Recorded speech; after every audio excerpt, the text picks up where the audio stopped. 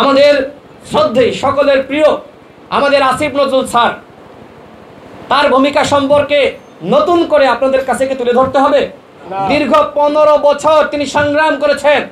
2018 সালের কোটা সংস্কার আন্দোলন, যখন কেউ কথা বলতে পারে না, ভয় পায়, যখন আমাদেরকে রিমান্ডে নির্যাতন করা হচ্ছে, যখন আমাদের সভাপতি নুরুল হক নূরকে চিকিৎসা দেয় না, এক হাসপাতাল থেকে আর এক হাসপাতালে পালিয়ে চিকিৎসা নিতে হয়, তখন কোন মানুষটি সংগ্রাম করেছে, প্রতিবাদ করেছে?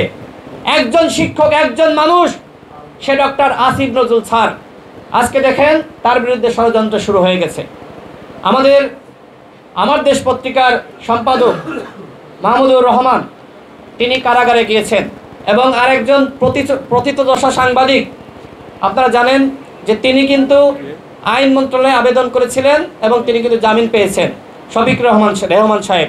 তো শফিক রহমান সাহেব জামিন পেলেন, আর মাহমুদুর রহমান তিনি জামিন পেলেন না, এই জন্য দায় দেওয়া হচ্ছে আসিফ স্যারের উপরে। আমরা যদি বলতে চাই, দীর্ঘ 15 বছরে এদেশের মানুষ আসিফ স্যারকে দেখেছে, তিনি প্রতিবাদ সবসময় করেছেন। সর্বশেষ যখন আন্দোলন বন্ধ হয়ে গেছে, আর কোনো আন্দোলন চলছে না, সবাই এক প্রকার ভয়ের মধ্যে, তখন আসিফ স্যাররা তারা প্রতিবাদ করেছে এবং আন্দোলনের স্ফুলিঙ্গ তাদের মাধ্যমে ছড়িয়ে পড়েছে। আজকে অন্তর্বর্তীকালীন সরকারকে বিতর্কিত করে যারা এই রাষ্ট্র সংস্কারের পথে বাধা সৃষ্টি করতে চায়, আমরা তাদের বিরুদ্ধে প্রতিরোধ সংগ্রাম করে তুলব। এই সরকারকে আমাদের সহযোগিতা করতে হবে। গণ অধিকার পরিষদ এই সরকারকে সহযোগিতা করবে।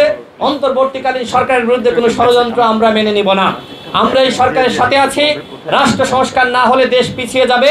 সুতরাং এই রাষ্ট্র সংস্কারের যে রাজনীতি, নতুন স্বপ্ন, সেটি গণ অধিকার পরিষদ বাস্তবায়ন করতে চাই। আপনাদের সকলকে আমরা বলবো, আপনারা গণ অধিকার পরিষদের সাথে যুক্ত হন। গণ অধিকার পরিষদ আপনাদের স্বপ্নকে বাস্তবায়ন করবে।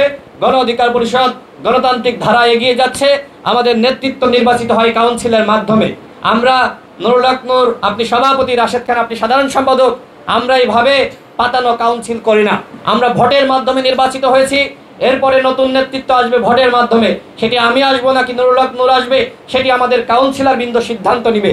এই যে গণতান্ত্রিক ধারাবাহিকতা, দলের মধ্যে যদি আপনার গণতন্ত্র না থাকে, তাহলে কিন্তু দেশে গণতন্ত্র প্রতিষ্ঠা করার মানসিকতা তৈরি হয় না। সুতরাং আজকে যে রাজনীতি, পরিবর্তনের রাজনীতি, এই পরিবর্তনের রাজনীতিতে আমাদেরকে তাল মিলিয়ে এগিয়ে যেতে হবে। দলের মধ্যে গণতন্ত্র এবং একই সাথে দেশে গণতন্ত্র প্রতিষ্ঠা করতে হবে। আপনাদের সকলকে আমরা শুভেচ্ছা জানাচ্ছি। আজকে যারা আমাদের সাথে যুক্ত হয়েছেন, আমাদের এই সংগ্রামে আপনারা যারা সারথী হয়েছেন, আপনাদের সকলকে গণ অধিকার পরিষদের পক্ষ থেকে সংগ্রামী শুভেচ্ছা এবং অভিনন্দন। আসসালামু আলাইকুম।